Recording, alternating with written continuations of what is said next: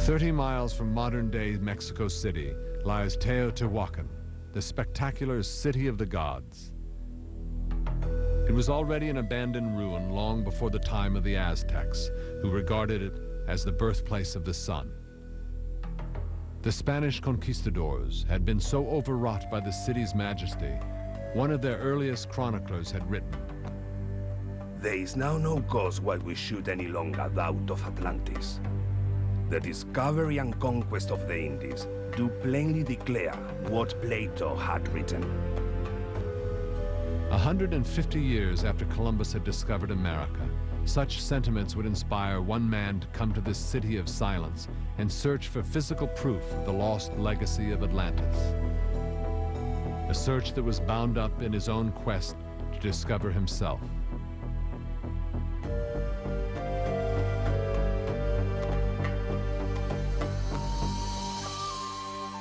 Though much of his story has been forgotten, Don Carlos Sequenza was among the most brilliant men of his age. A poet, mathematician, astronomer, and engineer, Sequenza was also one of the first archaeologists in history. Born in Mexico City, Sequenza was a Creole and considered an inferior by the country's Spanish rulers. Sequenza was a Creole, which means he was descended from Spanish parents. Although we know now that perhaps there were Creoles who had part indigenous blood. They were not at the same level as Spaniards. They were not equal. They were inferior. Overcoming the prejudices of Mexico's Spanish overlords had become Sequenza's self-appointed task from an early age. He was determined to prove that the ancestors of Mexico's Indians had once forged a culture to rival ancient Rome. Sequenza had first learned of Atlantis while studying to be a Jesuit, where he came across the work of Athanasius Kircher, whose 1665 map of the lost continent was the first in history.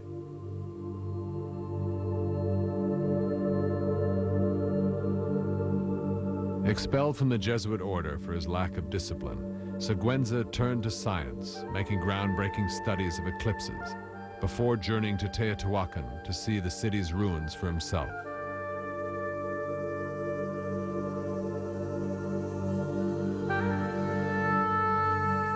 What he found there overwhelmed him.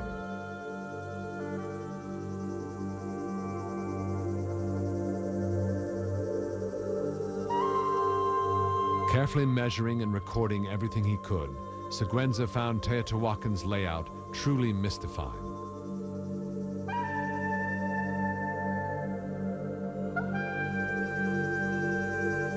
A puzzle that appealed to his mathematical talents and would bring him back to this ruined city time after time.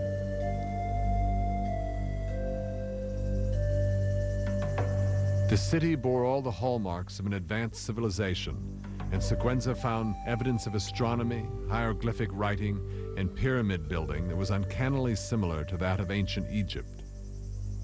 He saw many parallels between Egypt and the early Mexican culture in the calendar, in the way of dress, in the hieroglyphics, and in the pyramids. Could the two civilizations have been related? I have been stimulated by the great love which I have for my country and in which would be found exceedingly strange information. This data will probably die with me on account of my great poverty.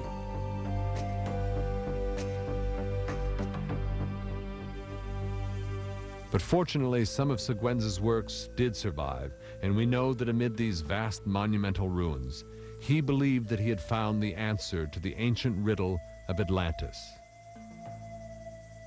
What he was trying to do, I believe, was to connect Atlantis, Plato's ideas, with the Bible. Sequenza would have jumped from the myth of Atlantis, which would have been kind of the foundation for him, to biblical prophecy of people dispersing across the globe after the deluge. Fusing scientific ideas with his deeply held belief in the truth of the Bible, Sequenza concluded that the destruction of Atlantis and Noah's flood had actually been one and the same event. A vast deluge, which had swept away a forgotten civilization, forcing its survivors to seek refuge in both Egypt and Mexico, where they built the pyramids before vanishing from history.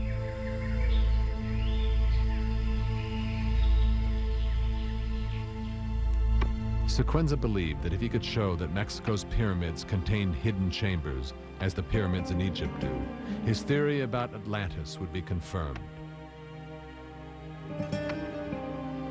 Under the hot Mexican sun, Sequenza and his servants spent many days trying to find a way into the abandoned city's pyramids. But the attempt ended in failure, leaving Sequenza frustrated and in despair that he could never convince skeptical Europeans of the true achievements of Mexico or its connection with Atlantis. Even worse, disaster was about to strike. In 1692, a riot broke out in Mexico City, provoked by cruelty and mistreatment from their Spanish overlords. Mexico's native population rebelled. Fires spread throughout the city. A mob broke into the Viceroyal Palace and set the country's national archives ablaze in one senseless act of vengeance. Sequenza raced to the scene. The archives contained countless documents that dated back to the time of the conquest. It was a vast body of evidence in which Sequenza hoped one day to find proof of his theories about the Atlantean origins of Mexico. Again and again, Sequenza plunged into the inferno, trying to save what he could. In desperation, he began paying rioters to salvage books from the flames. His entire wealth spent on saving just a few records. I cut beams and pried open doors, and by my own effort, the best archives of the city were a rescue from the fire. Because of his efforts, much of our knowledge of early Mexico and its conquests have been preserved. Tragically, after his death in 1701, most of Sequenza's own works were lost.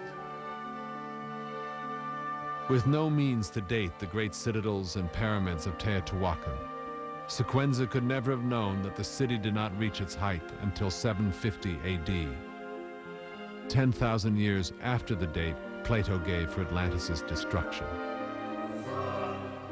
But Sequenza was right about the secret of these pyramids. They did contain burial chambers hidden deep within them, a fact that was only discovered 3 centuries after his death.